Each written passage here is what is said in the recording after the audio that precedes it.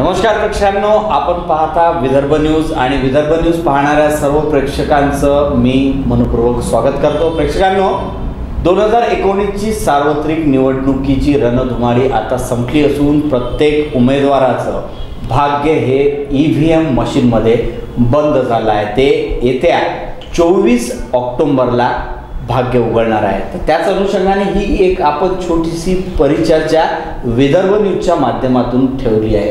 इथे आज आपल्या सोबत या परिचर्चेमध्ये ज्यांना सर्व प्रेमाने मामा म्हणतात, अर्थात गेल्या अनेक वर्षापासून त्यांचा पत्रकारिता या विषयात दांडगा अभ्यास असून त्यांनी अनेक वृत्तपत्र, TV चॅनल तसेच मासिक साप्ताहिकामधून आपल्या लेखनाची, आपल्या पत्रकारितेची छाप सोडली आहे। त्यांचं नाव आहे देविदास सूर्यवंशी उर्फ मामा। सर्व प्रेमाने त्यांना मामा म्हणतात। मामा, आपलं विदर्भ न्यूजच्या स्टुडिओमध्ये स्वागत। तर मामा, आपण सुरुवात करूया।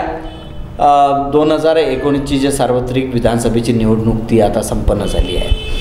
आपला जो इतक्या वर्षाचा पत्रकारितेत दांडगा अनुभव आहे, तर काय हे संपूर्ण एकंदरीत अमरावतीचं म्हणा, धामणगावचं चित्र म्हणा, अचलपूरचं चित्र म्हणा, एकंदरीत संपूर्ण विदर्भाचं वातावरण काय वाटलं यावेळेस? ही जी आज काल निवडणूक झाली, ही एक नाविन्यपूर्ण निवडणूक झालेली आहे। यापूर्वी ज्या निवडणुका व्हायच्या त्या निवडणुकामध्ये एवढा गडबड गोंधळ वगैरे होत नव्हता। सायलेंट निवडणुका होत होत्या आणि सर्व ज्येष्ठ श्रेष्ठ लोक निवडणुकीत भाग घ्यायचे। परंतु आता या निवडणुकीमध्ये काय झालं आहे की 18 वर्षाच्या युवकांना जे प्रोत्साहन दिलं गेलेलं आहे, तर त्या म्हाताऱ्या किंवा वयस्कर लोकांपेक्षा हे युवक मंडळीच जास्त प्रत्येक उमेदवाराच्या मागे तुम्हाला दिसून येत आहे। त्यांना जास्त इंटरेस्ट दिसतो। मग त्याच्यामागचा उद्देश तुम्ही काही पकडा, परंतु युवकांना जास्त इंटरेस्ट येतो। पूर्वी निवडणुका व्हायच्या तर सायलेंटमध्ये व्हायच्या, प्रचार व्यवस्थिशीर, उमेदवार व्यवस्थिशीर आणि काही कोणत्या प्रकारचा गडबड घोटाळा नाही किंवा भानगडी नाही किंवा काही नाही, व्यवस्थिशीर निवडणुका व्हायच्या। परंतु अलीकडच्या काळामध्ये निवडणुका ज्या होत आहे याच्यामध्ये जास्त भानगडी, मारामाऱ्या होणं किंवा आता कालचा एक प्रकार घडला तो एक निंदनीय प्रकार आहे। मोर्शी वरुडमध्ये जो घडला प्रकार, त्याच्यामध्ये सत्यता काय आहे नंतर पोलीस तपास करतीलच। परंतु आज तर तो देवेंद्र भुयार जो उमेदवार होता त्याची तर प्रसिद्धी झालेली आहे या माध्यमातून। त्याच्यामुळे लोकांची सहानुभूती मग मिळते, सहानुभूती लोकांची मिळते, प्रश्न तो नाही आहे। परंतु अशा घटना व्हायला नको। छोट्या मोठ्या घटना बऱ्याच ठिकाणी झाल्या आहे। महाराष्ट्रातल्या काही घटना आपल्या कानावर आलेल्या आहे, कुठे हमले झाले, कुठे लाठीचार्ज झाला, पण हे व्हायला नको। हा सर्व प्रकार जो आहे ना, हा सर्व प्रकार या यंग जनरेशनमुळे होऊन राहिला। तुम्हाला या गोंधळामध्ये किंवा निवडणुकीमध्ये म्हातारे वयस्कर लोक कोणती गडबड करणार नाही, दिसणार नाही। चुपचाप येतील, आपलं मतदान करतील आणि आपल्या घरी जाऊन बसतील। परंतु जास्त इंटरेस्ट या लोकांना, आता उद्या उमेदवार कोणताही निवडून येऊ, त्या उमेदवाराच्या मागं हजारो तुम्हाला युवकच दिसतील नाचताना, गुलाल उधळताना। बरोबर। म्हणजे केवळ कसं आहे की मामाच्या बकऱ्या चारायच्या आणि आपल्या घरी जाऊन जेवण करायचं, अशातला हा प्रकार आहे। उमेदवार निवडून येतो, 5 वर्ष काम करेल नाही करेल तो त्याचा प्रश्न आहे, परंतु सर्वसामान्य लोकांना शहराचा विकासही करतील ते, परंतु पर्टिक्युलर सामान्यांना त्याचा काही फायदा होत नाही। मग मला हे म्हणायचं आहे की ज्या उमेदवारामागं जितके युवक कार्य करायला होते त्यांच्यापैकी अर्ध्यांना तरी त्यांनी नोकरी द्यायला पाहिजे। बेरोजगार युवक आहे, केवळ खाणं आणि पिणं हेच त्यांचे उद्दिष्ट नाही आहे। आज नोकऱ्या नाही आहे, बेरोजगारी वाढलेली आहे, महागाईनं लोक ग्रासलेले आहे। इकडे लक्ष केंद्रित करायला पाहिजे जो कोणी उमेदवार विजयी होईल त्यांनी। तरी एकंदरीत आपण इतक्या वर्षापासून पत्रकारिता करत आहात, तर अनेक जे आंदोलनं होतात, काही ठराविक विषय घेऊन आपल्या जिल्हाधिकाऱ्यांना निवेदन देण्यात येत आहे, तर असं तुम्हाला काय वाटते की आतापर्यंत या समस्यांकडे प्रशासनाने किंवा लोकप्रतिनिधीने त्याकडे लक्ष दिलं नाही, अशा काही बाबी आपल्याला वाटतात का त्या व्हायला पाहिजे, अजूनपर्यंत झाल्या नाही? अनेक गोष्टी अशा आहे की आता आम्ही पत्रकार येण्यानं दिवसभर शहरात फिरतो. कलेक्टर ऑफिसवर 11 वाजता हजर असतोच. सोमवार हा केवळ मोर्चाचा दिवस असतो. सोपिया इथे निर्माण झाला. सोपियाच्या वेळेस त्यांनी प्रत्येक ज्यांची जमीन अधिग्रहण केलेली आहे सोपियामध्ये त्यांना आपण नोकरी देऊ असं त्यांनी सांगितलं होतं. आज त्यांचे आत्तापर्यंत 5 वर्षाच्या कालखंडामध्ये अनेक वेळा त्यांचे मोर्चे निघाले. त्याच्यापैकी किती लोकांना नोकरी दिली यांनी? नाही दिले आहे. दुसरी गोष्ट अशी आहे की आज पाण्याची टंचाई जात आहे अमरावती शहराला. कशामुळे? सोपियामुळे जात आहे. शेतकऱ्यांचं पाणी सोपियाकडे वळवलं, लोकांचं पिण्याचं पाणी सोपियाकडे वळवलं. हे सर्व काँग्रेसच्या राज्यात ह्या गोष्टी होऊन गेल्या. त्याच्यामुळे आणि आता या मोदी सरकारने काय केलं आहे की कम्प्युटराइज जग निघालेलं आहे. सर्व इलेक्ट्रॉनिकमध्ये. आज तुम्हाला बँकेत जायची आवश्यकता नाही, आपोआप घरी पैसा येतो. कोणाला पैसा पाठवायचा असेल बटणं दाबा, तिथं पैसा आपोआप पोचतो. ही आमच्यासारख्या लोकांना अजूनही जमत नाही आणि आम्ही ती प्रक्रिया करतही नाही. प्रत्यक्ष हातोहात व्यवहार करतो. त्याच्यामुळे धोके होतात ना. ATMमध्ये तुम्ही पैसे काढायला जा, ATMमध्ये लगेच एखादा मनुष्य मागे उभा राहतो आणि तो आपली कारवाई करतो. म्हातारा ओरडतो की माझ्या खात्यातले पैसे 70,000 गेले कुठे. हा जो प्रकार आहे हा प्रकार बंद व्हायला पाहिजे. आणि याच्यामुळेच काय झालं की ह्या नोकऱ्या कमी झाल्या. आज एवढं मोठमोठ्या बँकेमध्ये सुरुवातीला 70-80 लोक कर्मचारी राहायचे. आता 5 लोकांवर 7 लोकांवर बँक चालते. साईनगरला महाराष्ट्र बँक आहे, केवळ 5 आणि 7 लोक तिथं आहे. करोडो लोकांचा तिथून व्यवहार चालते, करोडो रुपयाचा व्यवहार चालते, सर्व पेन्शनरचा व्यवहार तिथून चालते आणि 5-7 लोक कर्मचारी काम करतात. म्हणून नोकऱ्या द्या. तुम्ही ज्यांच्या भरोश्यावर निवडून येतात त्यांची तुम्ही कदर करा 5 वर्षापर्यंत, तर तुम्हाला पुढे मत मागण्याचा अधिकार राहील. फक्त निवडणुकीपुरता तुम्ही त्यांचा उपयोग करू नका. त्यांना तुम्ही 5 वर्षापर्यंत कसं सॅटिस्फॅक्शन देऊ शकता. ग्रामीण भागातला जर आमदार असेल तर प्रत्येक गावात सडक, नाल्या, रोड, पाण्याची टाकी, त्यांच्या ज्या प्राथमिक गरजा आहे ते तुम्हाला खायला मागत नाही, पण त्यांच्या ज्या काही अडचणी आहेत, त्यांच्या ज्या काही गरजा आहेत त्या गरजा पूर्ण करायला पाहिजे असं मला वाटते. प्रेक्षकांनो, आपल्यासोबत विदर्भ न्यूज चॅनलमध्ये आज आले आहे देवीदास सूर्यवंशी उर्फ मामा. हे एक ज्येष्ठ पत्रकार असून अनेक वर्षापासून त्यांचा पत्रकारितेत एक दांडगा अभ्यास आहे. प्रेक्षकांनो, पत्रकार या पत्रकाराला जात नसतो, पंथ नसतो असं सर्व म्हणतात. तो लोकशाहीचा 4था आधारस्तंभ असून सुखात जनता ही त्याची मायबाप असते. जनतेसाठी तो अहोरात्र झटत असतो व जनतेसाठीच पत्रकार हा काम करत असतो. न्याय हक्क मिळवून देण्यासाठी, जनतेचा आवाज शासनापर्यंत पोहोचवण्यासाठी पत्रकारांची एक ठराविक भूमिका असते, हे आपण सर्वांना माहीत असते. तर आपण आपल्यासोबत मामा आहेत. मामांना विचारू की जनता कोण्या पक्षासोबत या निवडणुकीमध्ये गेली, किती % जनता या निवडणुकीमध्ये गेली? कारण की पत्रकाराला हे पत्रकार चांगल्यासोबतही असतो, वाईटसोबतही असतो. पत्रकार हा शासनासोबतही असतो, विरोधकासोबतही असतो. कारण की पत्रकाराचा उद्देशच हा असतो का प्रत्येकाची आवाज ही ठराविक जागी पोहोचवणे. तर पत्रकारापेक्षा मला नाही वाटत का दुसऱ्याला जास्त जनतेच्या तळमळीविषयी माहिती असेल, तर काय सांगणार? अलीकडच्या निवडणुका जिधर बम उधर हम अशा झालेल्या आहेत. जो उमेदवार जास्त खर्च करेल, खाऊ घालेल, पिऊ घालेल, त्यांना गाड्या घोड्यासाठी पैसा पुरवेल, त्याच्यामागं तुम्हाला युवक मंडळी जास्त दिसते. पूर्वी असं नव्हतंच ना.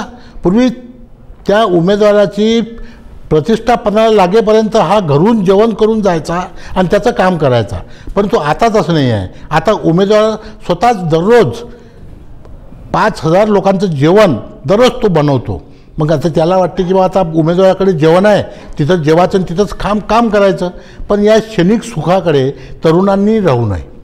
हक्काने आपला रोजगार उपलब्ध कसा होईल, आपला संसार कसा चालेल, आपण आपल्या आईवडिला म्हाताऱ्या आईवडिलांचं पालन पोषण कसं करू, इकडे लक्ष द्यायला पाहिजे. क्षणिक सुखाकडे यांनी लक्ष देऊ नये असं मला वाटते.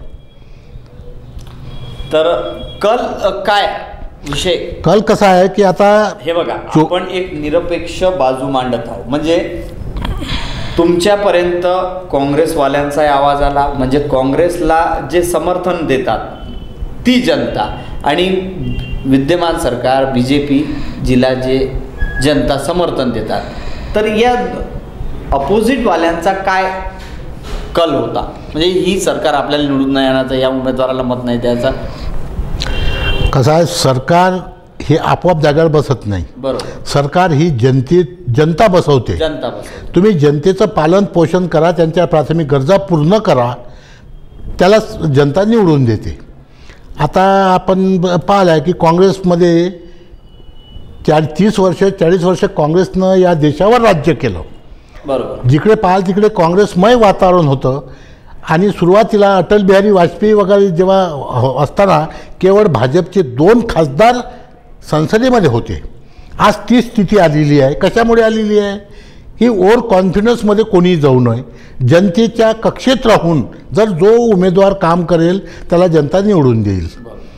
आणि उमेदवाराचे सुद्धा हेच कर्तव्य ठरते की ज्या मतदारसंघात आपण कार्यरत आहो त्या मतदारसंघात लक्ष द्यायला पाहिजे. केवळ क्षणिक सुख किंवा खाणं पिणं दिल्यानं नाही जमत ते. परंतु आजची स्थिती ती झालेली आहे की तो एखादा उमेदवार खूप खर्च करतो, तो उमेदवार पैसा जास्त खर्च करतो, तिकडे जास्त या तरुणांचा कल आहे. परंतु आजही काँग्रेसचे लोक आहेत, निष्ठावान लोक आहेत, त्यांना तेच वाटते. दुःख होते त्यांना अंतकरणाचं की काँग्रेसवाले थोडे ओव्हर कॉन्फिडन्समध्ये गेले होते की आम्ही तिकीट द्यायला देईल तो निवडून येते. ती स्थिती होती. इंदिरा गांधी असताना ती स्थिती होती, राजीव गांधी असताना ती स्थिती होती. पण त्यानंतर स्थिती बदलली. मोदी सरकार सत्तेवर आले, 5 वर्ष त्यांनी सत्ता उपभोगली. त्यांच्या कार्यकाळामध्ये अनेक निर्णय जनतेच्या हिताचे आणि अनहिताचे घेण्यात आले. आज GSTमुळे काय जनतेला फायदा आहे हो मला सांगा? काही फायदा नाही. नोटाबंदीमुळे फायदा आला. घरातल्या महिला आज सरकारबद्दल काय म्हणतात की नोटाबंदी करायची होती, ज्या परदेशात नोटा होत्या त्या आणायच्या होत्या, पण ह्या घरातनी महिलांनी ज्या काही गाडग्या मडक्यात पतीच्या चोरून म्हणजे ही एक बचत म्हणून की चला बा पतीच्या खिशामध्ये 10,000 आहे, त्यातले 500 रुपये काढले, मडक्यात टाकून ठेवले. असं करता करता त्या महिलेंनी 20-20 हजार रुपये जमवले की मागं पुढे भविष्यात आपल्याला आपल्या मुलीच्या कामाला येईल, आपण आपल्या पतीलाच देऊ. परंतु नोटाबंदीमुळे त्यांचे मडके फुटले, त्यांची ती बाब समोर आली, चोरीची बाब. असे काही निर्णय घेण्यात आलेले आहे. निर्णय जरी चांगले असले परंतु जनतेच्या हिताचे ते थोडेसे मानले जात नव्हते. आता पहा, 8 दिवस झाले मोबाईलवर सर्व बातम्या येऊन राहिल्या की 2,000ची नोट बंद. आज ज्या लोकांनी काही पुंजीपतींनी ते अजून जमा करून ठेवले असेल किंवा ज्यांच्याकडे असेल त्यांना अजून आलीच की नाही पंचायत, त्या 2,000 रुपये नोटा पुन्हा बँकेत भरा, पे करा. हा उठा ठेवू नको. बाकी जे काही निर्णय घेतले आहे, 370 कलम रद्द केली, जे हिताची होती जी काँग्रेसनं केलं नाही ते मोदी सरकारनं करून दाखवलेलं आहे. परंतु जनतेला काय पाहिजे? नस ओळखायची. जिथं बिमारी आहे, आता स्थिती कशी असते की जखम पायाला मलम डोक्याला लावतात, अशी स्थिती आहे. पर्टिक्युलर तुम्ही डॉक्टरकडे गेल्यानंतर तुमचं काय नेमकं दुखणं आहे ते सांगा आणि सरकारने त्या दुखण्यावर इलाज केला पाहिजे आणि त्याची बिमारी दुरुस्त केली पाहिजे. बरोबर. असं होत नाही. फक्त आश्वासनं द्यायचे. 2014मध्ये जेव्हा निवडणूक झाली तेव्हा आमचे केंद्रीय मंत्री नितीनजी गडकरी यांनी दुनियाभराचे आश्वासनं दिले. विदर्भ वेगळा करू म्हणून सांगितलं. आणखीनही तरुणांना 5,000, 2 लाख, 2 कोटी नोकऱ्या देऊन सांगितलं. कोणते आश्वासनं पूर्ण केले? मग बोलता कशाला? शेवटी ते पस्तावले. नितीन गडकरी साहेबांनी हे म्हटलं शेवटी की आम्ही निवडून येईल असं आम्हाला वाटत नव्हतं, म्हणून आम्ही एवढे मोठे आश्वासनं देऊन टाकले. आता जनता लाता मारते. आता मोजकं बोलावं लागते, जे होईल तेच बोलावं लागते. म्हणून या निवडणुकीमध्ये त्यांनी फार काही आश्वासन दिले नाही आणि जे काही दिले ते आता त्याची पूर्तता ते करतीलच. आता त्यांना 5 वर्ष दिलेले. निर्णय चांगले जरी असले तरी जनतेच्या हिताचे निर्णय घ्यायला पाहिजे असं मला वाटते. अमरावती शहरामध्ये जे आता आपली विधानसभेची निवडणूक संपन्न झाली, यामध्ये जनता कोणाला साथ देईल काय वाटतं? तुम्हाला, म्हणजे एक एकंदरीत पत्रकारिता करत असताना जो तुम्हाला आलेला एक अनुभव, तो अनुभव काय वाटतो? काय झालं या निवडणुकीमध्ये, आयाराम गायरामची कदर झाली आणि निष्ठावान मागे राहिले. आता आमच्याजवळ जेव्हा हे पक्षाचे ज्येष्ठ श्रेष्ठ आणि जमिनीवरचे कार्यकर्ते जेव्हा चर्चा करतात आणि बोलतात, तेव्हा त्यांचं दुःख जे असते ना ते ऐकून आपल्याला वाईट वाटते. आता भाजपचे जे काही इथले स्थानिक कार्यकर्ते आहे, त्यांचं नाव घेणं काही उचित नाही, परंतु त्यांनी 1 महिना 2 महिने आधी सांगितलं की मेरी तिकीट पक्की आहे, मेरी तिकीट पक्की आहे. अहो, धामणगाव मतदारसंघासाठी डॉक्टर नितीन धांडेंनी गाडी सजवली, फोटो काढले, त्याच्यावर कमर काढलं, त्यांचा उत्साह मारला गेला ना. काय अशा वेळेस माणूस काम करेल का? म्हणून निष्ठावंतांना तिकिटात द्या, आयाराम गैरामची कदर करू नका आणि कोणाला ईडीची भीती दाखवून त्याला पक्षात ओढण्याचा प्रयत्न करू नका. दुसरी बाब अशी आहे आता की जे सरकार 5 वर्षांपासून चालू आहे तेच सरकार आता सत्तेवर आहे आणि एकदम तो कमी होईल किंवा बदलेल असं वाटत नाही. पण तो अमरावती जिल्ह्यामध्ये पूर्वी 2च आमदार होते काँग्रेसचे, आता संख्या वाढेल असं चित्र झालेलं आहे. प्रेक्षकांना आपल्यासोबत आहेत देवीदास सूर्यवंशी उर्फ मामा. हे एक ज्येष्ठ पत्रकार आहेत आणि हे जेही आपल्यासोबत या परिचर्चे दरम्यान विचार मांडत आहे हे यांचे नसून हे जनतेचा कौल विदर्भ न्यूजच्या माध्यमातून ते मांडत आहे. यांचा कोणताही शब्द तुम्ही वैयक्तिक न घेता हा जनतेचा कौल आहे असं मी सांगतो आपल्याला. तर आणखी काय वाटते तुम्हाला, शहराची परिस्थिती, गुन्हेगारी, जे तरुण मुलं आहेत हे आधीपेक्षा जास्त तेच आहे ना की नोकऱ्या नसल्यामुळे मग त्यांना काय काम आहे, रिकामं डोकं असलं म्हणजे ते निवड खोकं बनते, मग त्यांना काहीतरी उपद्रव पाहिजे असते, त्याच्यामुळे ते वाईट मार्गाला लागतात. त्यांना जर उद्योग मिळाला, त्यांना नोकऱ्या मिळाल्या तर त्यांना फुरसत कुठे मिळते की अशी वाईट कामं करायला. पण या सरकारने एकच लक्षात घ्यायला पाहिजे की तुम्ही नवीन नवीन उद्योग उघडा ना, नवीन उद्योग सुरू करा. अमरावतीमध्ये किती उद्योग येऊ शकतात. MIDC एवढी मोठी आपल्या इथली क्लास 1 MIDC आहे, खाली पडलेली आहे, तिथे मोठमोठे उद्योग आला, टाटा बिर्ला अंबानीचे. आणि अमरावती शहर जिल्ह्यातीलच तुम्ही जे आश्वासन दिलं तसे सर्व क्वालिफिकेशनप्रमाणे त्यांची तुम्ही त्या ठिकाणी नियुक्ती करा, म्हणजे ते असे वाम मार्गाला लागणार नाही. अन्यथा काय त्यांचं कॉलेज शिक्षण झालं, शिक्षणानंतर काय करू, नोकऱ्या नाही आहे, रिक्षा चालू शकत नाही आहे, आईवडील घरी असते, बहीण लग्नाची असते, मग काय उपद्रव तर काहीतरी करावंच लागते. मग त्याच्यामुळे त्याला त्याच्या डोक्यात असे काही वाईट विचार येतात आणि त्याच्यामुळे तो या अशा मार्गाला लागतो. सध्या स्थिती शहरातली गुन्हेगारीकडे आहे, नाही म्हणता येत नाही. गुन्हेगारी क्षेत्र तर ते काही कमी होणारं नाही आहे. पोलीस आपल्या परीनं काम करत आहे आणि जे गुन्हेगारी क्षेत्र आहे ते आपल्या परीनं काम करते. हे की रामराज्य नाही सध्या होत, रामराज्य स्थापन व्हायला अजून बरेच वर्ष लागतात. ही जी परंपरा चालू झालेली आहे ही चालूच राहणार आहे. गुन्हेगारी कमी होणार नाही, युवकांना नोकऱ्या नसल्यामुळे हे वाढतच राहणार आहे. आणि आणखी एक वेगळा विषय घेऊ आपण, व्हॉट्सअप आणि फेसबुकच्या बद्दल काय एक जनसामान्याच्या वतीने तुमच्यापर्यंत प्रतिक्रिया आली? मला एक म्हणायचं आहे की ज्याच्या घरात खायची सोय नसते, ज्याची आई खुरपं घेऊन निंदायला जाते, तिच्या पोरीच्या हाती 15 ते 20 हजार मोबाईल कशाला पाहिजे? काय कारण आहे?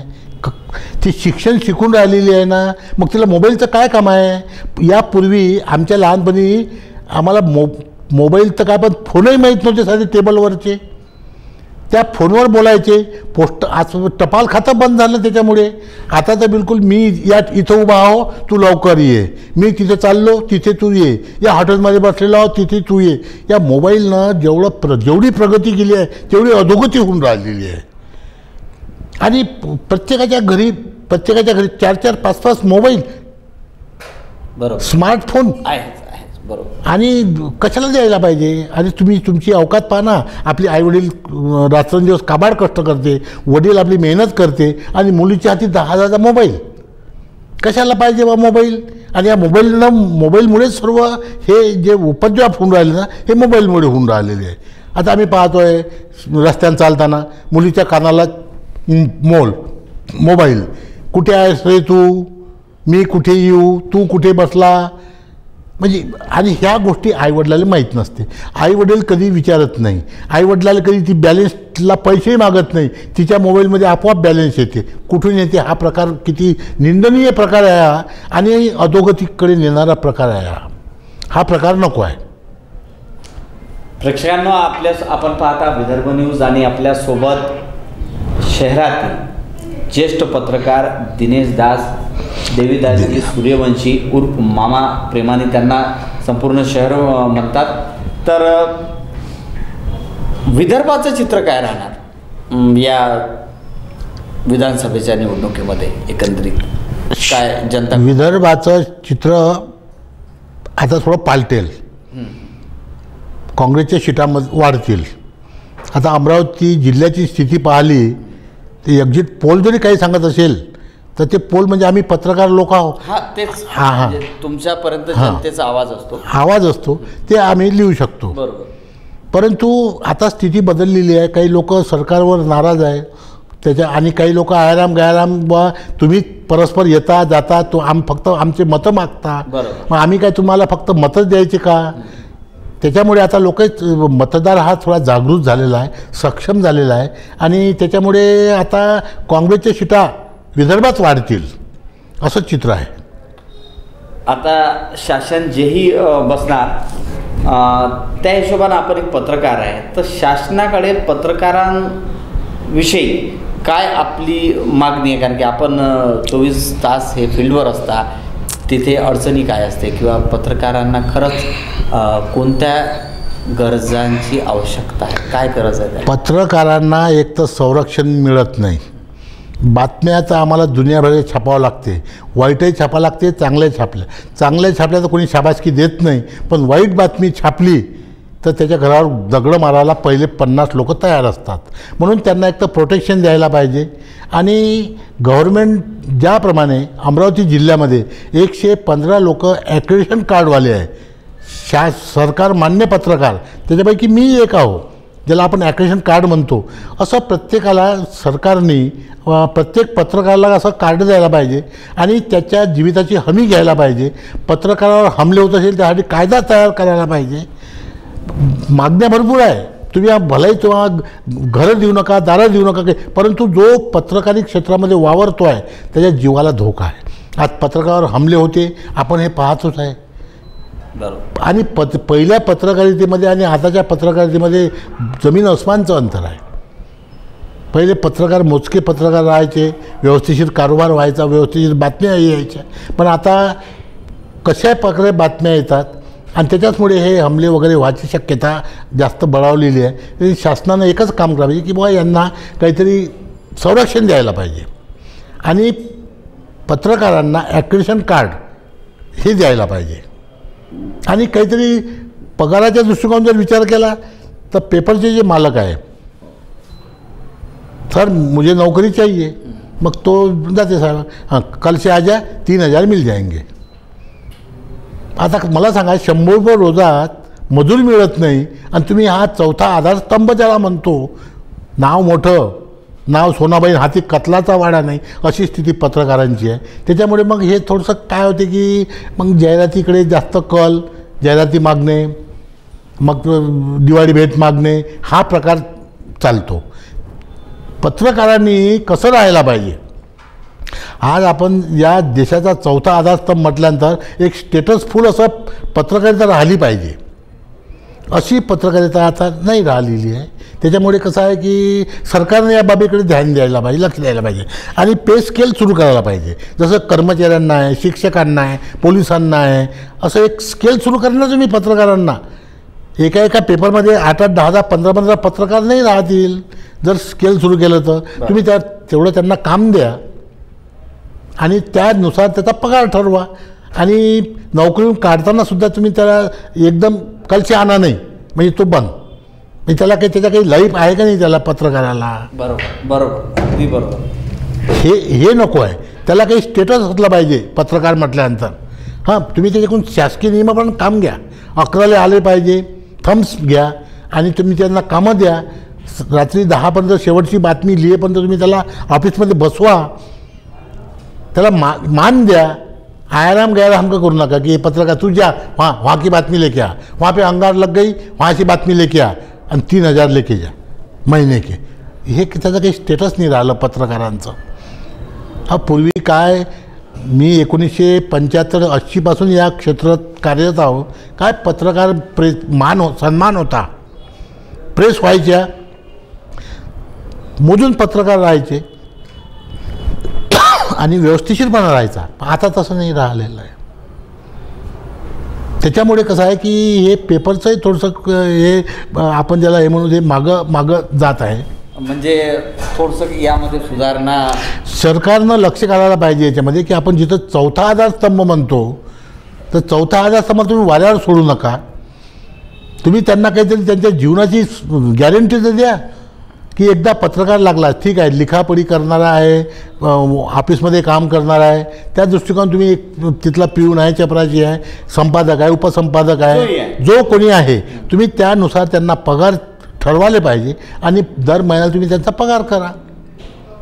तुम्ही काम घ्या ना, तुम्ही शासकीय नियमाप्रमाणे काम घ्या, पण पगार ठरवा. केवळ 2,000, 4,000, 5,000, 7,000 याच्यापेक्षा काही तुम्ही पगार जास्त काही मिळत नाही. आणि याच्यामुळे काय की शोषण केल्यासारखं शोषण होत आहे एकंदरीत पत्रकारांचं. त्याच्यामुळे या बाबीकडे सरकारनं सुद्धा लक्ष केंद्रित केलं पाहिजे की पत्रकार म्हटल्यानंतर तो पत्रकारच राहिला पाहिजे. त्याला शासकीय नियमाप्रमाणे त्याला तुम्ही त्या नियम लावून द्या, त्याला ओळखपत्र द्या, मान्यताप्राप्त पत्रकार म्हणा. तो जर स्वइच्छेनं नोकरी सोडत असेल तर 1 मंथ नोटीस देऊन त्यानं नोकरी सोडली पाहिजे. कलछमाय आता नाही, अशानंच नाही जमत. मग त्यांनी संपादकांनी वेळेवर कोणता पत्रकार पाहायचा हा एक प्रश्न आहे ना.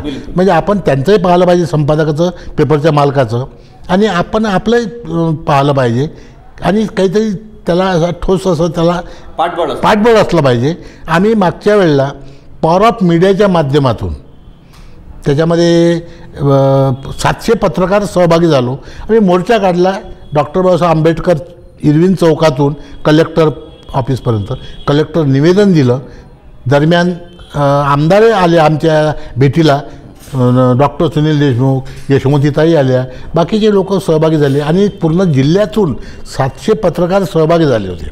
आमची हीच मागणी होती ना की एक तर संरक्षण द्या आणि प्रत्येकाला शासकीय नियमाप्रमाणे पेमेंट द्या, आणि नाहीतर तुम्ही त्यांना एक असं पत्रक द्या आणि आमची नोंद असली पाहिजे.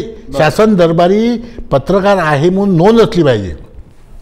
केवळ अमरावती जिल्ह्यातून 115 पत्रकारांची नोंद आहे, फक्त 115 पत्रकारांची. ॲक्रेशन कार्ड म्हणतो त्याला. 14 तालुक्यातून फक्त 115 पूर्ण जिल्ह्यातून ते कार्ड माझ्याकडे आहे. सरकार मान्यता प्राप्त वगैरे त्याच्यामध्ये सर्व आहे. त्याच्यामध्ये ST फ्री आहे, त्याच्यामध्ये रेल्वेचा प्रवास फ्री आहे, सर्किट हाऊस फ्री मिळते, बाकी सोयी सवलत, अशीच सोयी सवलती प्रत्येक पत्रकाराला द्यायला पाहिजे. ग्रामीण पत्रकारांना जास्त काम पडते शहरी पत्रकारापेक्षा. आम्ही आपल्या पॉवर ऑफ मीडियाच्या माध्यमातून टोल नाका फ्री करून घेतला नांदगाव पेठचा. आज प्रेसची गाडी जाताना टोल लागत नाही, द्यावं लागत नाही. म्हणजे हे कामं, असे कामं जर त्यांना सूट दिली तर ग्रामीणचा पत्रकार दररोज अमरावतीला येऊ शकतो आणि इथं येऊन बातमी देऊ शकतो. आज त्याची तिकीट वाढलेले आहे. तो 100 जाणे 100 येणे. साधा मोर्शीवरून जरी पत्रकार त्याला 200 रुपये त्याला तिकीट लागते आणि त्याचा 100 रुपये खर्च होतो. म्हणजे तो 300 रुपये जर खर्च करेल तर त्याला पगारच काय असतो. म्हणून शासनानं सुद्धा या बाबीकडे गांभीर्यानं लक्ष द्यायला पाहिजे आणि पत्रकारी क्षेत्रातल्या लोकांना न्याय देण्याचं काम करावं असं मला वाटते. प्रेक्षकांनो, आपल्यासोबत देवीदासजी सूर्यवंशी उर्फ मामा हे ज्येष्ठ पत्रकार आहेत. मामा वेळ होत आहे आता निरोप घेण्याची. तर असं काही विषय जे मी तुम्हाला विचारला नसेल, तुम्हाला काही प्रेक्षकांना सांगायचं आहे या माध्यमातून, किंवा जे आजची जास्त करून समाजात हे मध्यमवर्गीय कुटुंब आहे पण आपण पाहतो की मध्यमवर्गीय असूनही ती मुलगी किंवा तो मुलगा आपल्या आवाक्याच्या बाहेरच्या गोष्टी करायला पाहतो का जेणेकरून त्याला काहीतरी म्हणजे कमाई, आपण साध्या भाषेत म्हणू की चादर पाहून तो पाय पसरत नाही. तर या अशा मानसिक व्यक्तींना, मानसिक नाही अशा विचारधारेवाल्या व्यक्तींना, मुलांना काय सांगणार तुम्ही? मुलांना सांगण्यापेक्षा मुलांच्या आईवडिलांना मी विनंती करतो की आपली मुलगी कॉलेजमध्ये जाताना तिचं दप्तर चेक करायला पाहिजे, तिचा मोबाईल चेक करायला पाहिजे आणि कॉलेजमध्ये गेली का नाही आठवड्यातून निदान किमान 2-3दा जाऊन प्रिन्सिपॉलची भेट घ्यायला पाहिजे की खरोखर माझी मुलगी इथं दररोज येते का नाही, बाहेर जाते कुठे, ठरल्या वेळेत ती घरी आल्यानंतर तिनं काय दिवसभर तिचा उपक्रम केला, आईवडिलांशी चर्चा केली पाहिजे, सांगितलं पाहिजे की बा आज आम्हाला हे शिकवलं ते शिकवलं. आणि मोबाईल चेक करायला पाहिजे विशेषतः की त्या मोबाईलमध्ये असे कोणाचे नंबर आहे, कशाला पाहिजे नंबर, 50-50 100-100 आईचे वडिलाचे आपल्या नातेवाईकाचे नंबर असले इमर्जन्सीकरिता ठीक आहे, पण मोबाईलमध्ये आज सर्वच असते. तर असा दुरुपयोग नाही झाला पाहिजे. आणि त्यांनाही विनंती आहे आईवडिलांना की आपल्या मुलीकडे लक्ष द्या. आपला मुलगा असो का मुलगी असो दिवसभर काय करतो, कुठे खातो, कुठे पितो, कुठे काय करतो, अभ्यास करतो का नाही करत, याचा काही बाहेर कोणाशी संबंध आहे का, हे व्हायला नको. याकरता आईवडिलांना माझी ही नम्र विनंती आहे की त्यांनी आपल्या पाल्याकडे निदान कॉलेजमध्ये असो, हायस्कूलमध्ये असो का कुठल्याही असो, मी तर हे म्हणेल की नोकरीवर जाणारी जरी आपली मुलगी असेल तर तिच्याकडे आपल्या आईवडिलांचं लक्ष केंद्रित करणं काम आहे. क्या बात. की आपली मुलगी शाळेत नोकरीवर गेली, कोणी एखाद्या दुकानात, कापडाच्या दुकानामध्ये आहे, नोकर आहे, कोणत्याही दुकानात काम करत असताना आपण जाऊन पाहायचं, ती सरप्राईज व्हिजिट द्यायची दुकानात मुद्दाम की मुलगी आली का नाही आली बा, दुकानात काम करते का नाही करत, मालकाशी भेटलं पाहिजे का हो माझी मुलगी बरोबर काम करते का नाही, व्यवस्थित आहे पहा, मुलगी म्हणून सांभाळायचा, हिला तुमच्या हवाली केली आहे माझी मुलगी म्हणून तुम्ही सांभाळ करायचा. बरोबर. असं कोणी पालक करत नाही. एकदा मुलगी घरून मेकअप करून गेली की संध्याकाळी घरी येते, दिवसभर काय दिनचर्या करते काय नाही हे आईवडिलाला काही माहीत नसते. याच्यामुळे पालकांना माझी विनंती आहे की त्यांनी आपल्या पाल्याकडे लक्ष द्यायला पाहिजे आणि त्यांची वरचेवर विचारपूस करायला पाहिजे आणि त्यांचे मोबाईलसुद्धा चेक करायला पाहिजे. असं मला वाटते की हा नंबर अनोळखी नंबर आहे, कोणाचा आहे, कशाकरता नंबर आहे बा हा मोबाईलमध्ये नंबर, आपल्या नातेवाईकाचे नंबर ठीक आहे, परंतु दोस्ताचे मित्राचे याचे त्याच्यामुळेच ते ह्या गोष्टी होऊन राहिलेल्या आहे. आता आपण कॉलेजच्या समोर पाहतो, रस्त्याने पाहतो, मुलगी कॉलेजमध्ये चालली, रप तिच्या कानाला मोबाईल, तू कुठे आहे मी कुठे आहे, कशाला पाहिजे, तू घर ते कॉलेज ते घर, असं प्रामाणिकपणे करणं कशाला आईवडिलांची फसवणूक करतं. मग त्याच्यामध्ये मुलगा असो का मुलगी असो, मग त्याच्यामध्ये असे प्रकार घडतात ना. आता मागच्या वेळेला ते पाहतो आपण दिवसा ढवळ्या एका विद्यार्थिनीचा खून झाला, हा त्यातलाच प्रकार होता ना. पहिल्या काळात काही मोबाईल होते का एवढे, जो ऑफिसर असेल त्याच्या टेबलवर मोबाईल होता, फोन होता, लँडलाईन, आणि पत्रपेटी याला जास्त किंमत होती. तार आला लोक घाबरत होते, तो आनंदाचा असो का दुःखाचा असो, काय तार काय लिहिलं आहे, पोस्टमनले वाचून दाखव बाबा, अडाणीबाई म्हणे वाचून दाखव बाबा काय आहे तर, मग म्हणे तुम्हाला भाचा झाला, हां ठीक आहे. मग त्या पोस्टमनलाच ₹1, ₹2, ₹5, ₹10 बक्षीस म्हणून द्यायचे. आता तसं नाही आहे. लग्नाच्या पत्रिका छापाचं काम नाही आजकाल, एक पत्रिका तयार करते, सगळ्या नातेवाईकाला पाठवून देते, त्याच्यामध्ये मान सन्मान काही आहे काय, सर्व आपण पाश्चिमात्य देशातलं आपण अनुकरण करून राहिलो. एवढं आपण सक्षम नाही झालो ना अजून. हे बफेचं जेवण पहा किती वाईट आहे ते जेवण. आणि तुम्ही पंक्तीत प्रत्येकांना बसवा, माणुसकीनं त्यांना जीव घाला, नमस्कार चमत्कार करा, घ्या आग्रह करा. ह्या गोष्टी पूर्वी होत्या, आता नाही. आता आले कुत्र्यासारखे खाल्ले उभ्या ताट फेकलं चालले, अर्ध खाते अर्ध अन्न वाया जाते. ह्यानं जाईल जमत ना.